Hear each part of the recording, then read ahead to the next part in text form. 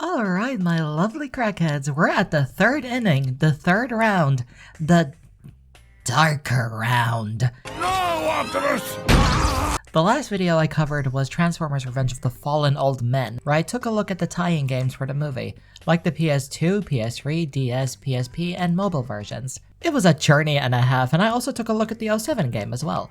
And to be quite honest, I collapsed when I finally finished the video and had a nightmare about Optimus ripping faces off, but to be fair, is it even a nightmare when it's accurate to Bay vs Optimus? I'll tell you what's a nightmare. This fucking face. He's got that handsome Squidward thing going on. I need to take a shower after this. Anyways, movie tie-in games are an interesting little bag of chips. Some of the chips are delicious, and some make me want to leap off a cliff.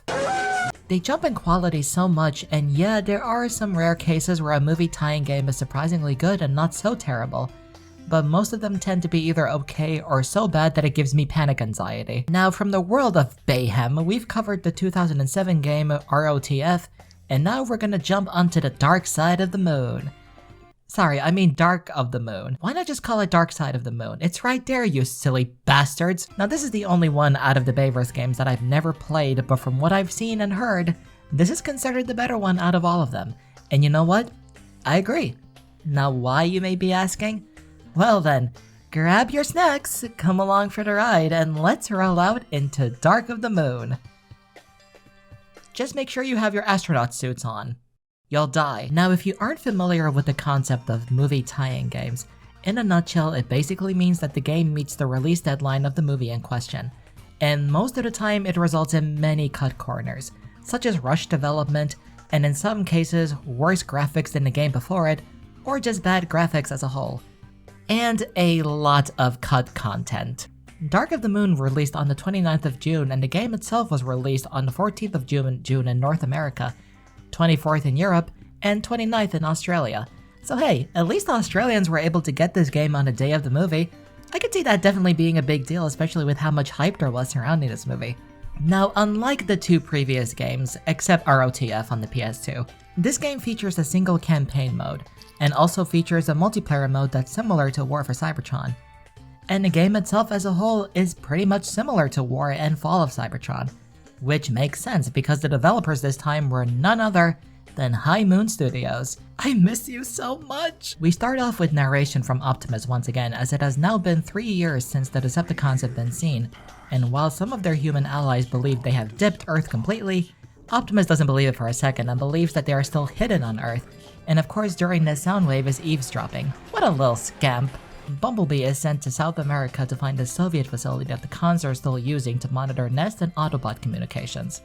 After some blasting and running over bots like their roadkill, you give chase to a con who's attempting to alert Megatron. We find a small village, blast them to Kingdom Come. Then Optimus and Sideswipe join in and help with the attack. Also, the cutscenes look pretty neat. I mean, the humans are live action, which is a very huge improvement from previous games. I like this a lot. But Optimus, good god, holy shit, what in the flipping fuck is this? Why he look like that? It looks like he's smoldering and getting ready to ask for my number and if we want to continue at his place. And by his place, I mean his bedroom. Next mission sees you playing as Ironhide as Ratchet evacuates humans from the city of Detroit. Man, can't have shit in Detroit. Ratchet then gets captured by Mixmaster, and it's up to Ironhide Mixmaster by using a new heavy iron rifle made by Wheeljack. You battle him in the middle of the scrapyard and Mixmaster is killed by a fatal headshot. And considering how Optimus killed Demolisher at the beginning of Revenge of the Fallen, Ironhide decided to take some inspiration from that and said, you know what, I can do that too. So you know what, good on you, man. Chapter 3, you play as Mirage next, as Sideswipe has been captured by the cons, and Starscream intercepts Mirage and tries to destroy him with proximity mines. But then he swoops in and grabs him, slamming through a fucking bridge while in the air. God damn, Scream, just pile drive him while you're at it. After using Mirage's camouflage ability, we find a Mayan temple that has Decepticon markings plastered onto them. B then shows up and pulls off some amazing fucking tricks, like holy shit man, that's some sick Tony Hawk kind of shit. But what does he get for it in return? Mirage being a fucking twat.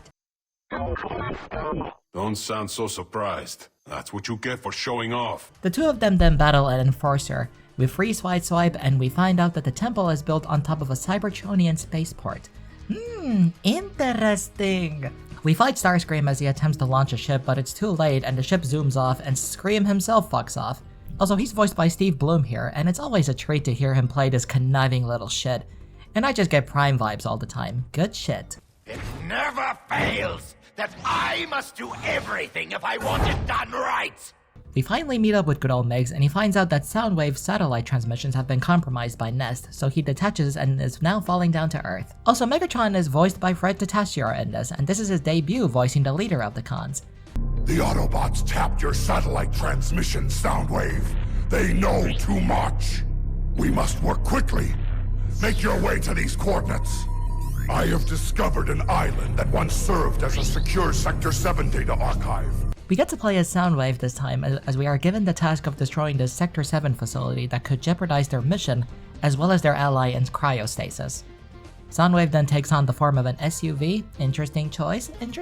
Okay, you know what? I'm not gonna judge. Everyone's got their tastes. Later on, you eject Laserbeak due to us not being able to enter the Nest base. Also, thank God Laserbeak doesn't talk here because I was not really a big fan of his voice in the movie.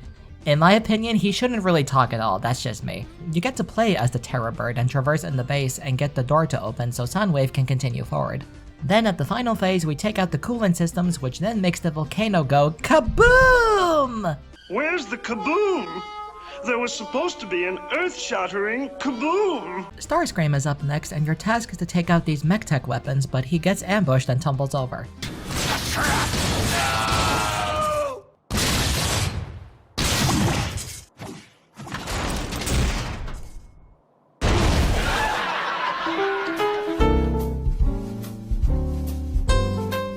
Few dead Autobots later, Air Raid then shows up and you chase them through the canyon, only to find out that the aerial bots are on board Stratosphere with the weapons. We manage to injure the big old plane, we fight off the bots, board the big boy, grab a mech-tech boomstick, and we detonate him, which sends him crashing down and creating his own Hindenburg disaster. Next we see Megatron talking to Soundwave about the loyalty of their allies in the human space program and questioning it overall.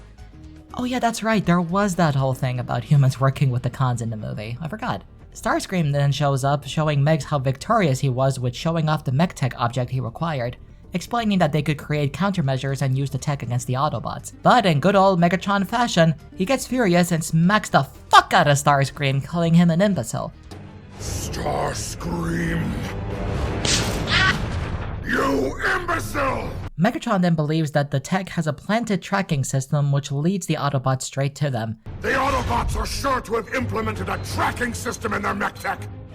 You have led them straight to me! Ah, this is familiar. But Megatron! And he nearly kills him right then and there. Yep, this is pretty normal. You're given control of Megs next as the bots have infiltrated the base who are led by Ironhide. Also, wait a minute, the hatchlings are here too? Huh. We'll talk about consistency. Ironhide blasts him through a wall, sending him flying down this pit and taking quite a hit on the way. Your next objective is to acquire plutonium. Doc Brown is shaken right now. Great Scott! And this is apparently going to be food source for the hatchlings. I guess they're gonna make energon out of it? I really don't know. Oh well, bottoms up. Upon reaching the main cryo chamber, Warpath then shows up and holy shit, look at this fucking unit. He real chunky, that's a real big boy. He fires a rocket at Megs and look at how casually he just fucking dodges it too. That's pretty much him just saying, that's all you got, bitch? You fight off the big old tank and I really like his alt mode here. I mean, yeah, it's a basic tank, but it still looks dope to me and I dig the colors.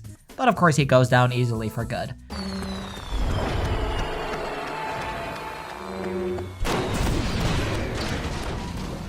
Pathetic! You couldn't take me on your best day! Our main objective is to destroy the cryo system so we can start cryo-thawing Shockwave. Yep, he's the guy who has been in cryo this whole time. But of course Optimus then shows up and we get a pretty good fight between the two. Megatron, you're a hard one to find. I was wondering when you'd show up. And don't worry, I have the answer to that, Prime.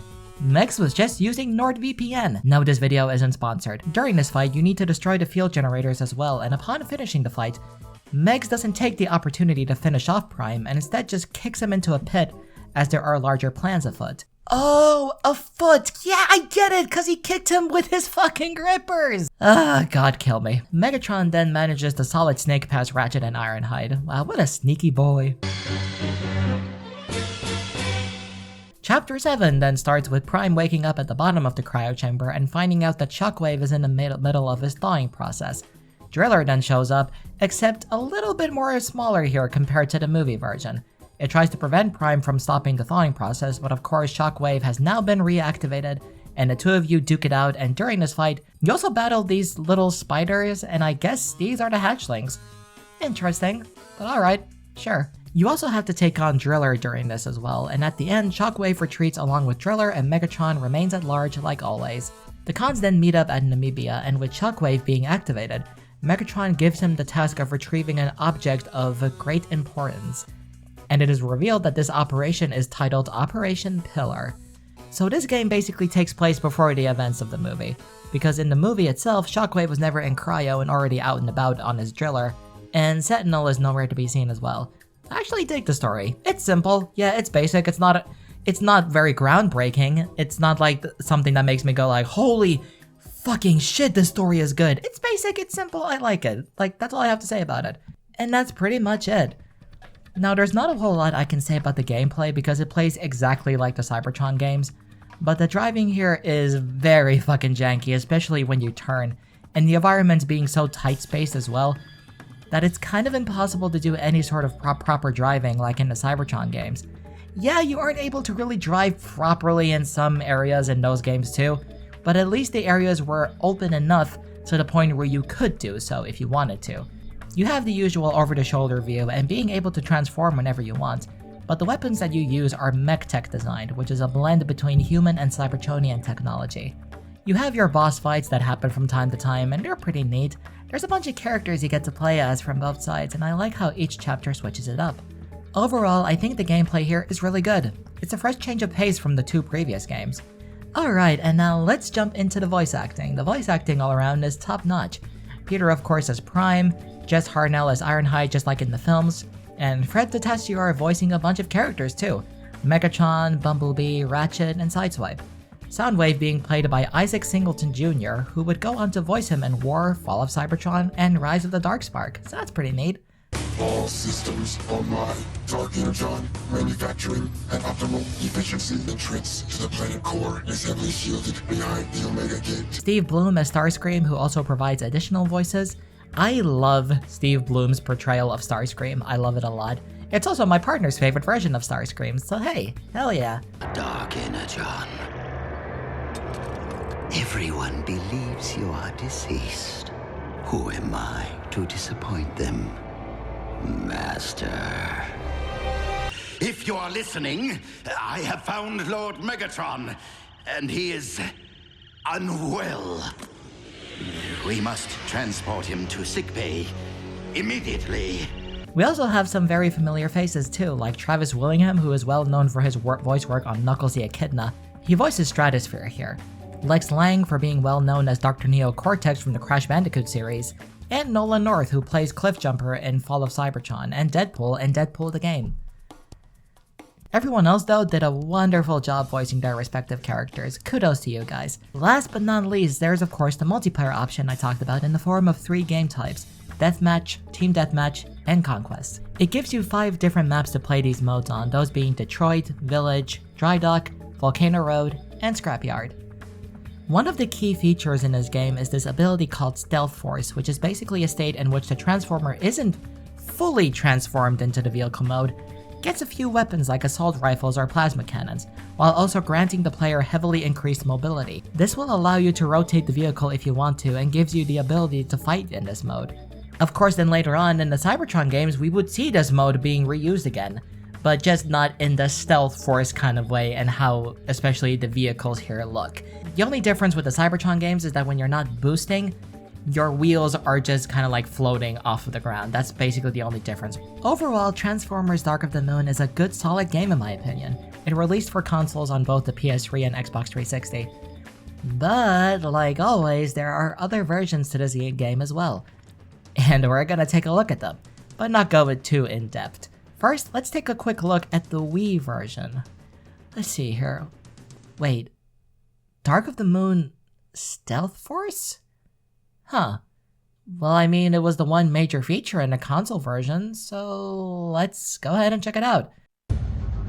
It has been 3 years since we last saw the Decepticons.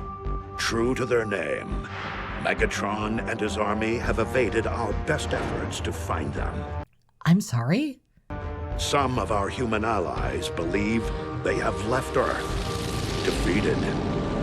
I wish that were true. Are these what the cutscenes are gonna look like? They are here, hiding, watching. No real build-up or narration explaining what's going on, just like in the PS3 version? It's also a good opportunity to use your stealth force abilities. Just pretty much, hey, there's con activity here. Okay, that's cool. Hey, remember to use your stealth force abilities, okay? Time to put Wheeljack's upgrades to the test. Well, first off, the game doesn't look bad visually. This is about the level of graphics that I would kind of expect from Wii, I guess, but this one is so weird. Like, first off, you're stuck in vehicle mode all the time. I'm sorry, what? Yep, you're stuck in vehicle mode at all times. Like, what? Excuse me? The only time you get to see these characters in their robot forms is during the cutscenes? What the shit? This is like Revenge of the Fallen on PS2, but in reverse. Instead of not being able to transform into your vehicle mode, except only as a special attack and only being stuck in robot mode, you're now stuck in vehicle mode and can't transform at all into your robot mode. And there's not even a special attack where you do transform into your robot mode. Sounds fun, right? Well, I mean, like, the driving isn't as horrible and loose like a saggy tit, but still, I'm so confused by this game.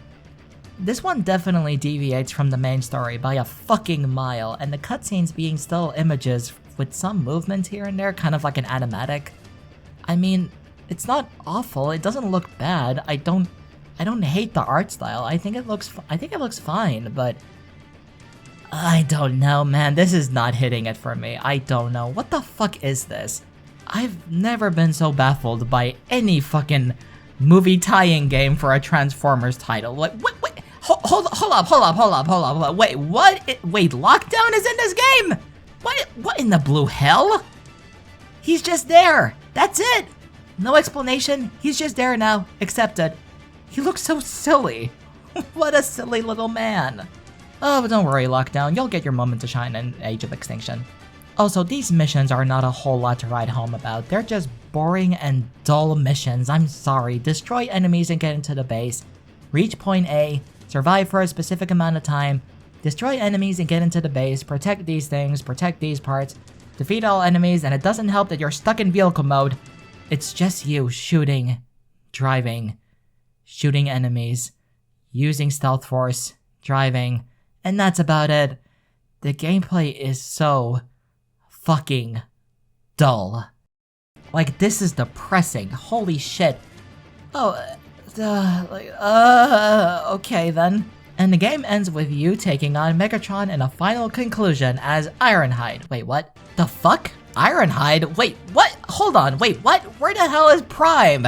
Probably hiding in the city again, just like in the 07 game when you play as Megatron. Yeah, no, I'm done with this. Let's move on to the other versions. This was just fucking awful. Fuck this version. Like, yeah, I mean, like, don't get me wrong, like, the game itself, like, graphic-wise doesn't look fucking terrible, it doesn't, but graphics can only take you so fucking far if the fucking gameplay doesn't offer you much in variety. Like, Jesus Christ, this is dreadful, dude. Next up, we have the DS version, and, okay, well, they kinda do the same camera angle here, like in the console version, but oh boy, oh god, this is kinda painful. Holy shit, why do the models, holy shit, the models look so fucking awful! And holy shit, the models, what the hell happened here with the models? Holy shit, they look fucking awful! The hell? They looked really good in the 2007 DS game. And even Revenge of the Fallen, what the hell happened here? And oh my god, the driving makes me cry inside. We have a similar case here where each campaign is sold separately, but the difference this time is that you sadly don't get to play as your own custom character, which is very fucking unfortunate because that was one of the huge things about Revenge of the Fallen and the 07 game on the DS. Not a whole lot else I can say about these games. I mean, they look okay, I guess, but the character models, holy shit, they look fucking terrible. I mean, I guess it's passable. I guess if you want to hear me say something positive about it. Overall, it's just very meh, and the character models make me want to off myself. Alrighty then, what do we have to look at next? Nintendo 3DS? Okay. This should be interesting. It's just Stealth Force? Why? This is literally just the same fucking Wii title, but just on a smaller screen, and the functions are the same. Nothing else I can say. Just go back to what I said about the Wii version, and that's it. Not gonna spend too much time on this. On to the next. Now, sadly, I couldn't find any footage on the BlackBerry version of this game, and that's unfortunate because I really wanted to see what it looked like. But I did find the mobile Java version, / iOS version, I guess. And I mean, it's fine. It's fine. It's just your average side-scroller with Transformers characters, and you beat up enemies, and that's about it. Yeah. Okay, I think we're done here. Yeah? We are? Okay, cool. Thank you all so much for watching this video, and I shall see you all, my lovely— oh wait, hold on, wait, there's a Symbian version? What the fuck is a Symbian? That sounds like the Temu version of Symbiote. A mobile operating system and computing platform designed for smartphones. Interesting. Well then, let's take a look at it, shall we? Well, I mean, it's okay. Graphically, it's not too bad, considering that this is for smartphones. There's no voice acting in this, and I mean, like, it has that kind of like top view kind of look to it, and I mean, yeah, it's not the worst thing I've fucking seen, I guess. Why does he look like he's from G.I. Joe? Oh my god, it's all connected. We done now? We are? Oh, thank Primus. Okay, I'm so fucking exhausted. I need a hug from my partner. And yeah, that's about it. That's all I can really say about this. Say about, like, Dark of the Moon. Like, yeah, I could go into more detail about the gameplay and how it's very similar to War for Cybertron and the games moving forward, especially Fall of Cybertron and Rise of the Darkspark. It doesn't exist. But I don't know. What can I say about it? I don't know. Because I'm definitely going to be taking a look at the Cybertron games as well. So I feel like I'm going to go into more detail about the gameplay there. And I'm definitely going to bring up Dark of the Moon in that video as well. So that is going to be happening, but at some point maybe. I do want to kind of like take a break and kind of have like a long break in between, where once I'm done with the Bayverse stuff, then I can safely say, like, okay, now I'm gonna move on to the Cybertron stuff and stuff that isn't Bayverse. But yeah, that about wraps it up for this video. Like I think I said everything I wanted to say about this game. Like, I think so, at least. Like, yeah, I mean, if there was something I forgot to cover in this video, then hey, feel free to leave it in the comments down below. Like obviously I'm not going to be able to put it in once the video is uploaded, but hey, like feel free to just have a discussion in the comments about this game. Like what are some memories that you have with some of these Bayverse games? Like, and maybe even answer the question of like, what's your favorite Bayverse game? I would like to hear which Bayverse game is your favorite. Like have discussions in the comments, like interact with each other. Like I wanna see what y'all think. And I know that there are probably some people who hate this Dark of the Moon game, but I'm not gonna lie, I think it's very solid. I think it's really good. Is it perfect? Hell fucking no, it's far from perfect. But it's solid. It's still a very good time. I enjoy it a lot. Oh boy, now that we finally have covered Dark of the Moon, now technically Age of Extinction would be next, but that's only coming up in Rise of the Darkspark because that was a tie-in game to the movie's release.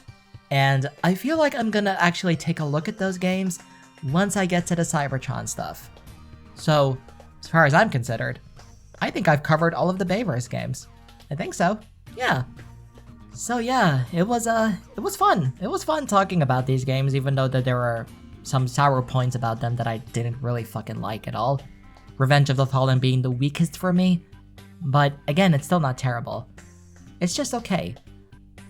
And with this, if I had to actually rank these Bayverse games from top to bottom, best to worst, I would go with... Oh god, this is actually kind of tough. Considering from what I saw from Dark of the Moon, I would have to say, and because I'm a really huge fan of the Cybertron games, I would definitely have to go with Dark of the Moon, 07, and Revenge of the Fallen in last. Or maybe even switch places with the 07 game of it being on number 1. Possibly. I don't know. I just really enjoyed more of like what Dark of the Moon had to offer. I just really dig it. I like it. It's a good time. I would definitely recommend it if you're a fan of the Cybertron games, and if you're a fan of Bayverse movies, of the Bayverse movies as well. But for now, that is where I'm gonna be leaving off this video, okay. One more thing I do want to talk about is at the beginning I did have that little moment of silence, as if you guys probably weren't aware. Tony Todd, who is well known in the Transformers community for voicing the Fallen in the actual movie, he unfortunately passed away on the 6th of this month. And I found out about it today, and I was fucking heartbroken when I saw that. I did not fucking expect to see that happen, and it's like I was torn apart from seeing that because it's not just Transformers that he's well known for. I'd say he's more well known for his performance in Candyman. That's like what he's like best known for, in my opinion, if I had to say. And like this man, like he was a fucking legend. Like he was such a respected actor, and even all around, like the stuff that I heard about him, like such a nice human being. And obviously I'm not gonna obviously start talking about like I knew him. I'm just saying like the stuff that I did hear, and all the stuff that I heard about him was just nothing but positive. Such a kind, down-to-earth dude, and it's a shame. It's a fucking shame that we lost another legend. And it's so fucking heartbreaking to see all these amazing people pass away, and it sucks every time. It doesn't get easier. It doesn't get that easier every time it happens. You would think it would get easier, but every time it just hurts more and more. But like, I'm not gonna end the video off on like such a melancholy note. All I'm gonna say to end this video on a positive note, his memory lives on, and the stuff that he did, especially with like how well known he was in the Transformers community, he's going to be remembered for everything that he did. Such a legendary actor, and you will be missed. I'm not the best when it comes to talking about stuff like this. It's kind of difficult as well as for me to talk about stuff like this, especially when someone has passed away, because I feel like that I might accidentally say something wrong, even if I didn't mean to. But either way, rest in peace, King, and again, you will be dearly missed.